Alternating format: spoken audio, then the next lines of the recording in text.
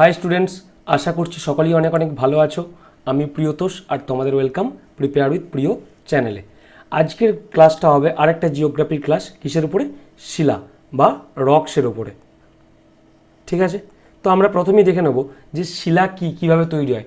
যারা আমরা আগের ভিডিওটা দেখেছো, যেটা স্ট্রাকচার অফ দ্য আর্থ এর ওপর ছিল, সেখানে আমরা দেখেছি আমরা যে জায়গায় দাঁড়িয়ে আছি বা যে জায়গায় বিচরণ করছি, মানে একদম উপরের লেয়ার মাটির বা পৃথিবীর, সেটা হচ্ছে কি ক্রাস্ট বা ভূত্বক। ঠিক আছে, এই ভূত্বকে বিভিন্ন রকমের শিলা দেখতে পাওয়া যায়, আর ভূত্বক বিভিন্ন রকম শিলার দ্বারাই গঠিত। তো এই শিলাগুলো কিভাবে তৈরি হয়েছে, কোথা থেকে এদের কম্পোজিশন কি, এই জিনিসগুলো আমরা একটু দেখে নেব। দেখো, প্রথমে কি বলেছে যে আর্থের ক্রাস্ট যেটা আছে বা ভূত্বক যেটা আছে, সেটা বিভিন্ন রকম শিলা দ্বারা তৈরি। ঠিক আছে, প্রত্যেকটা একটা অপরের থেকে কি টেক্সচারে আলাদা, তাদের আকৃতিতে আলাদা, তাদের স্ট্রাকচার আলাদা, তাদের কালার বা রং আলাদা।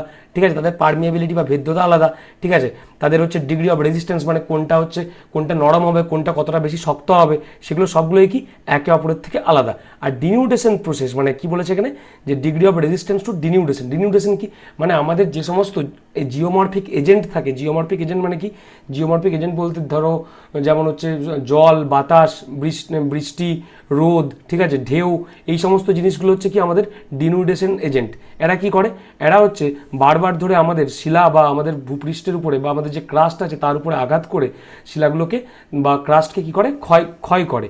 এর ফলে কি হয়, সেগুলো আবার কোনো রকম এজেন্টের মাধ্যমে বয়ে গিয়ে অন্য কোথাও জমা হয় এবং সেখানে রূপান্তরিত হয়ে বা জমে নতুন শিলা তৈরি করে। তাহলে কি ডিনিউডেশন একটা প্রসেস, যেখানে কি হয়, যেখানে আমাদের আর্থের ক্রাস্টের বা ভূত্বকের ক্ষয় ঘটে। বুঝতে পারা গেছে? তাহলে আমাদের যে আর্থের ক্রাস্ট বা ভূত্বক আছে, সেটা বিভিন্ন রকম শিলা দ্বারা গঠিত। এবারে দেখো, বিভিন্ন রকম শিলা বলতে যেমন হচ্ছে শক্ত শিলা, যেমন হচ্ছে গ্রানাইট। ঠিক আছে, তারপর হচ্ছে নরম শিলা, যেমন আছে কি সফটস্টোন। হ্যাঁ, তারপর হচ্ছে কি বিভিন্ন কালার হতে পারে। গ্যাব্রো বলে একটা শিলা আছে, সেটা কি কালো কালারের। কোয়ার্টজাইট কি মিল্কি হোয়াইট, দুধের মতো সাদা। ঠিক আছে, এবার আরেকটা জিনিস জানতে হবে এখানে, যে শিলা নিয়ে যারা পড়াশোনা করে তাদেরকে কি বলা হয়, বা সেই সমস্ত বিজ্ঞানীদের কি বলা হয়, তাদেরকে বলা হয় কি পেট্রোলজি বা পেট্রোলজিস্ট। ঠিক আছে, পেট্রোলজিস্ট, যারা শিলার বিজ্ঞানী বা শিলাবিজ্ঞানী বলা হয়। আর এই এর নিয়ে পড়াশোনা বা যে সায়েন্সটা আছে শিলা নিয়ে বা রক্স নিয়ে, সেটাকে বলা হয় পেট্রোলজি। দুটোর মধ্যে ডিফারেন্স ক্লিয়ার হয়ে গেছে? এবারে দেখো, মেনলি আমাদের শিলাকে তিনটি ভাগে আমরা ভাগ করে থাকি। কী কী এগুলো আমরা জানি, ছোটোবেলায় পড়ে এসেছি। একটা হচ্ছে ইগনাস। এই ইগনাস মানে কি, এর মানে হচ্ছে আগ্নেয় শিলা। কি আগ্নেয় শিলা? ঠিক আছে, এটা এক নাম্বার। দু নাম্বার কি, দু নাম্বার হচ্ছে আমাদের সেডিমেন্টারি, যেটা হচ্ছে কি পাললিক শিলা। কি শিলা? পাললিক শিলা। তিন নাম্বার কি, তিন নাম্বার হচ্ছে মেটামরফিক, যার বাংলা হচ্ছে কি রূপান্তরিত শিলা। রূপান্তরিত শিলা। আজকের ভিডিওতে আমরা ডিটেলসে আগ্নেয় শিলাটা কভার করব। ঠিক আছে, কারণ আগ্নেয় শিলা সম্পর্কে জানার অনেক কিছু আছে। এখানে আগ্নেয় শিলা কভার হবে। ঠিক আছে, আগ্নেয় শিলা কীভাবে তৈরি হয়, ভলকানিক ইরাপশনের ফলে, বা কীভাবে কত রকমের ভলকানো আছে, এইসব নিয়ে আমরা আজকে দেখব। ঠিক আছে, আজকের ভিডিওটা খুব ইন্টারেস্টিং হবে। পুরোপুরি সমস্ত ডিটেলস জানতে লাস্ট পর্যন্ত অবশ্যই দেখো, পরীক্ষার জন্য অবশ্যই হেল্পফুল হবে এটা। ঠিক আছে, নেক্সট দেখো, নেক্সট হচ্ছে ইগনাস রক বা আগ্নেয় শিলা কীভাবে তৈরি হয়। ঠিক আছে, আগ্নেয় শিলা, এখানে যে পাশে ছবিটা দিয়ে আছে দেখতে পাচ্ছ, এটা যারা আমরা আগের ক্লাস দেখেছো তারা দেখেছো যে সেখানে কি হচ্ছে, আমাদের অ্যাসথেনোস্ফিয়ার বলে একটা জায়গা আছে ক্রাস্টের পরই। ঠিক আছে, যেটাকে আমরা যেখানে কি সেমি লিকুইড বা অর্ধতরল অবস্থায় কি আমাদের বিভিন্ন ম্যাটেরিয়ালসগুলো আছে। ঠিক আছে, প্রচণ্ড চাপ ও তাপের ফলে সেগুলো অর্ধ গলিত হয়ে গেছে। সেগুলোই যখন কোনো রকম ফাটল পায়, তখন সেগুলো কি হয়, সেগুলো সেই ফাটল দিয়ে বেরিয়ে আসে এবং বেরিয়ে এসে সেগুলো আমাদের ভূপৃষ্ঠে ছড়িয়ে পড়ে। ঠিক আছে, এবারে এই যে বেরিয়ে এলো এবং ঠান্ডা হলো বাইরে, বা বাইরেও ঠান্ডা হতে পারে, এই যে এটা যে ভিতরে আছে, এটাকে কি বলা হয় একবার দেখে নাও। এটাকে বলা হচ্ছে ম্যাগমা। ঠিক আছে, একবার এটা দেখে নাও, তারপরে আমি অন্যতে আসছি। এটাকে কি বলা হয়, এটা নিশ্চয়ই আশা করছি তোমরা জানো। এটাকে বলা হয় ম্যাগমা। কি ম্যাগমা? দাঁড়াও, কালারটা চেঞ্জ করে নিই। এটাকে বলা হয় ম্যাগমা, যেটা ভিতরে আছে। ভিতরে যখন এই গলিত পদার্থটা আছে, এটাকে বলা হয় ম্যাগমা। এটা যখন বাইরে বেরিয়ে গেল এবং বাইরের ভূপৃষ্ঠে এসে ঠান্ডা হয়ে শীতল হয়ে শিলা সৃষ্টি করলো, তখন সেটা বাইরে বেরোনোর পর এটাকে কি বলা হয়, লাভা। ঠিক আছে, তাহলে আমাদের আগ্নেয় শিলা কীভাবে তৈরি হয়, মেনলি আগ্নেয় শিলা এই আমাদের অ্যাসথেনোস্ফিয়ার থেকে যখন আমাদের অর্ধগলিত ম্যাটেরিয়ালস বা পদার্থগুলো কী হয়, উচ্চ তাপে আর চাপে যখন অর্ধগলিত পদার্থগুলো কোনো রকম ফাটল দিয়ে ভূপৃষ্ঠে বেরিয়ে আসে এবং বেরিয়ে এসে ঠান্ডা হয়ে জমাট বেঁধে শিলাতে পরিণত হয়, তখন সেটা কি হয়ে যায়, আগ্নেয় শিলা।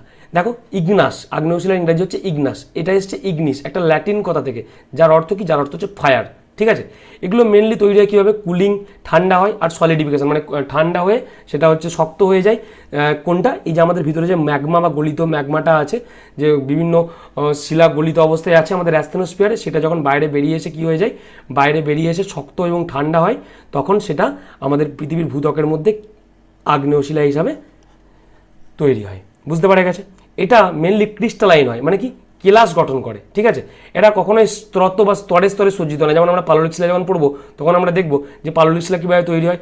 বিভিন্ন ধরনের শিলা আস্তে আস্তে ডিনিউডেশন বা যখন ভেঙে এক জায়গায় এসে জমা হয়, সেগুলো আস্তে আস্তে বিভিন্ন জলের উপরে বা জলের নিচে জমা হয়, বা বিভিন্ন মাটির তলায় জমা হয়, সেগুলো আস্তে আস্তে কী হয়, চাপ, প্রেশার বা তাপের ফলে কী হয়, আস্তে আস্তে সেগুলো জমাট বেঁধে শিলাতে পরিণত। এর ফলে কী হয়, সেগুলো স্তরীকরণ হয়, মানে একটা লেয়ারের উপর আরেকটা লেয়ার থাকে, সেটা আমরা শিলাটাকে ভাঙলে স্পষ্ট বুঝতে পারি।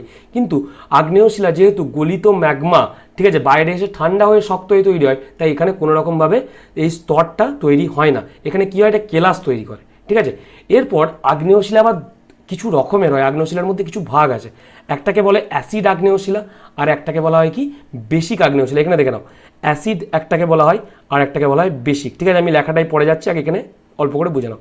অ্যাসিড কোনটাকে বলা হবে, যেই আগ্নেয়শিলাটার মধ্যে বা যেই ম্যাগমাটার মধ্যে সিলিকার পরিমাণ বেশি থাকবে। কি সিলিকা, ঠিক আছে, সিলিকার পরিমাণ বেশি থাকবে, সেটাকে আমরা কি বলবো, অ্যাসিড ইগনাস রক বা অ্যাসিড আগ্নেয়শিলা।